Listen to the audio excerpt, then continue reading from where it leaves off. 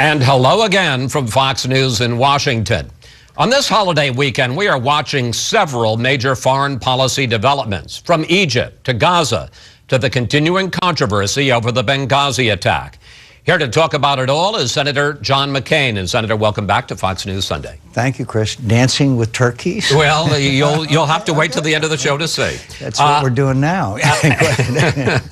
Let's start with Egypt, where President Morsi late this last week basically granted himself almost unchecked powers and sent thousands of protesters back into the streets. The people who had been helping to topple Mubarak now back in the streets against the man they are calling the new Egyptian pharaoh. What are the chances, Senator, that we are headed for a new Islamist coup and a new Islamist state in Egypt? I think it could be headed that way. You could also be headed back to a military takeover if things went in the wrong direction. You could also see a scenario where there's continued chaos. I'll never forget, Chris, after I was in Egypt, I met with the young people who made the revolution in the square, and a young woman said, Senator McCain, it's not the first election we worry about, it's the second. That's what we have to worry about, a repeat of the Iranian experience in the 70s. So, look, but what should the United States of America do? They should be saying, this is unacceptable. We thank Mr. Morsi for his efforts in brokering a ceasefire, which, by the way, is incredibly fragile. But this is not acceptable. This is not what the United States of American taxpayers expect, and our dollars will be directly related to the progress towards democracy, which you promised the people of Egypt when your party and you were elected president. Well, I mean, let's talk about that, because Morsi took his step just hours after Secretary of State Clinton praised him for helping to broker the peace deal between Hamas and Israel. And so far, at least, the administration has issued, the State Department, a very tepid criticism. How tough should they get with him? Should they directly say, if you've got to pull back? I mean, what should our demands be and what should our leverage be? Our leverage, obviously, is not only the substantial billions in aid we provide, plus debt forgiveness, plus an IMF deal, but also the marshaling world public opinion is also against this kind of move by Mr. Morsi. We appreciate President Morsi's actions, but, you know, in the past, it's always been the United States that brokered these deals, and there is a clear perception, at least amongst Hamas, that they won on this one. And unfortunately, the PLO has been, Mahmoud Abbas and others have been diminished as a result of the negotiations and the settlement that was reached. And I predict you, Hamas will continue to test the Israelis and how far that they can go. And finally, let's trace some of this back to Iran. Where did the missiles come from that were being fired? Iran. Where are the Iranian Revolutionary Guard on the ground? In Syria. The centrifuges continued to spin in Tehran. And so we've got to start facing up to what is one of the prime reasons why there is the kind of unrest we're seeing throughout the Middle East. Let me just button up the Morsi thing. What should our demand be of Morsi? Stop, renounce the statement and the move that he just made. Allow the judiciary to function. If the judiciary is flawed in some way, then that's a illness that can be cured over time. But absolutely, to assume this kind of power is unacceptable to the United States of America. And then we can outline what actions might be taken. But first, condemn it. Let's talk a little bit, and you already led us in that direction, to the ceasefire, the very fragile ceasefire that was worked out this week between Israel and Hamas. How fragile is it? What do you make of it? And you know, we saw these longer-range Iranian missiles that had been smuggled into Gaza that were being fired at Tel Aviv and fired at Jerusalem, which raises the question, if Israel takes action against Iran's nuclear program, what's the threat they face from right on their border in Gaza and from the Lebanese border with Hezbollah? I think that they face a significant challenge with Hezbollah because of the tens of thousands of missiles that are in southern Lebanon. I also think that the Iranians will continue unless they see that there is a price to pay, which argues for the United States and Israel to establish red lines and say to the Iranians, you cannot cross that.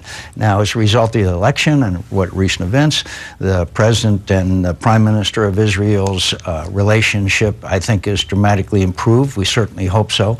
But it's time we work together and recognize that Iran, it isn't just nuclear weapons the Iranians are doing. I outlined the other things they're doing, plus orchestrating acts of terror throughout the world, including an attempt to assassinate the Saudi ambassador right here in Washington, D.C. The Iranians pose a threat to peace and stability throughout the world, and we're going to have to develop a strategy to counter that. The Director of National Intelligence now says that he was responsible for watering down, or editing, the talking points that UN Ambassador Susan Rice used when she went on those 5 Sunday talk shows. Here's the picture, the famous picture of it, to talk about Benghazi. But you say that a few days before his office said that they were responsible for editing the talking points, that in a closed-door hearing, the head of intelligence, James Clapper, told you and other senators he didn't know who was responsible. Questions, 2 questions. Where does this investigation stand, and how do you get to the bottom of it? Well, it's like any other. It's assumed the proportions of any other major scandal in this town. There are many layers to the onion. There's all kinds of questions that have been raised. The most recent is the one you mentioned. I saw the Director of National Intelligence say he didn't know where these talking points were edited. And now he's saying that he did. We'll be very interested how all that transpired.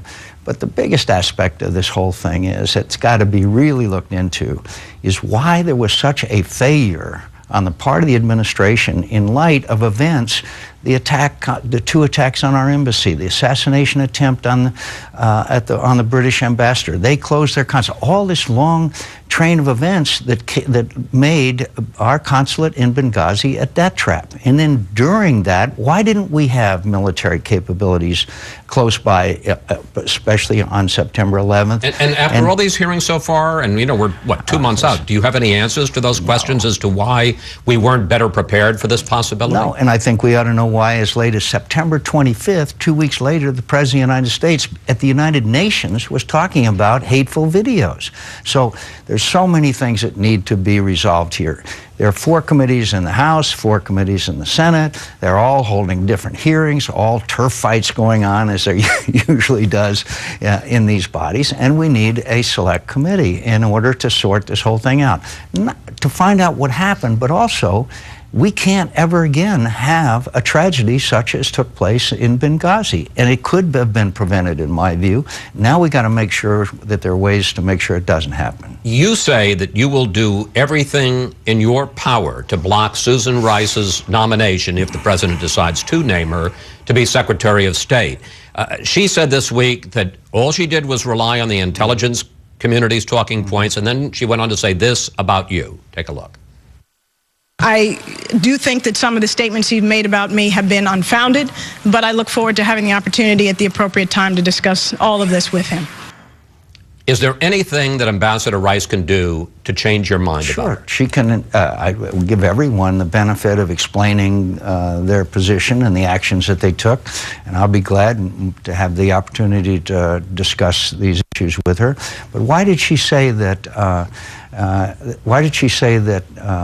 That Al-Qaeda has been decimated in her statement here on this program? Al-Qaeda hasn't been decimated.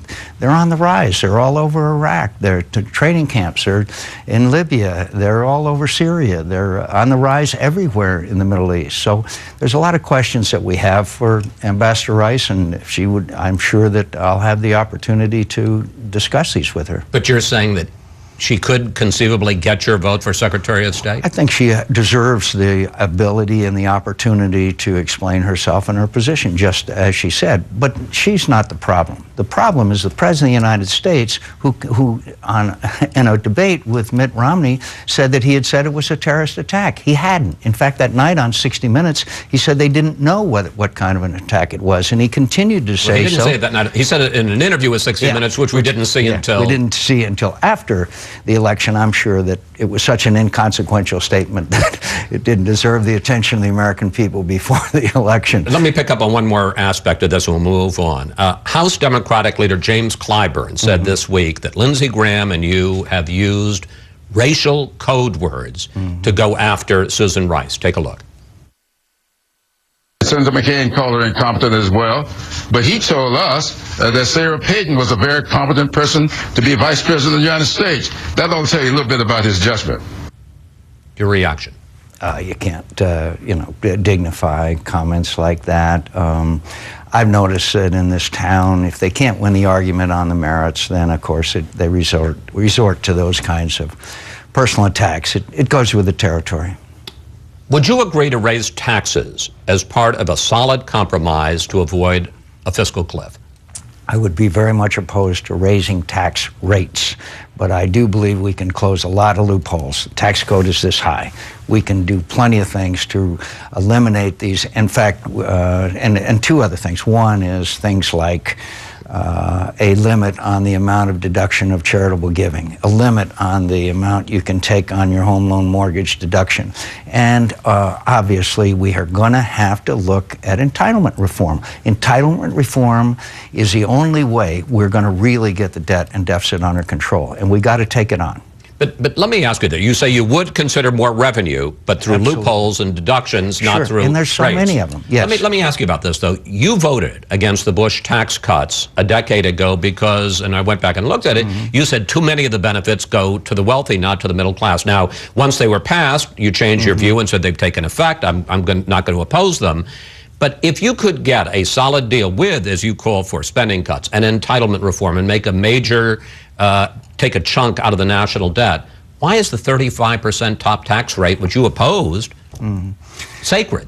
Because every economist that I respect says that if you raise tax rates at this time, in fact, the president even said that a couple of years ago, that then it harms the economy. We're trying to help the economy. And so unless I can be convinced that raising tax rates will be beneficial, then obviously I think there's reason and grounds for my position. But I also believe that we can and must get an agreement. Otherwise, I think, first of all, the markets are going to start reacting. Well, we're going to talk about that in the next segment, and I think it is a real issue. Finally, let's talk about the GOP. Republicans, I don't have to tell you, had a really rough night on election night. Let's look at the breakdown of some of the numbers. You lost unmarried women by 36 points, Hispanics by 44 points, young people by 23 points. Does your party need to change, especially in its outreach to those groups, on social issues like same-sex marriage, on immigration reform? I think we have to have a bigger tent. That's no doubt about it. And obviously we have to do immigration reform. There is no doubt whatsoever that the demographics are not on our side, and we're going to have to give a much more positive agenda. It can't be just being against the Democrats and against Harry Reid and against Obama. You got to be for things, and we have to give them something like the contract with America that we gave them some years ago. We got to give them something to be for. And as far as young women are concerned, absolutely. I don't think anybody like me, I can state my position on abortion, but other than that, leave the issue alone when we are in the kind of economic situation and frankly national security situation that we're in. When you say leave the issue alone, you'd say freedom of choice? I would allow people to have those opinions and respect those opinions. I'm proud of my pro-life position and record, but if someone disagrees with me, I respect your views.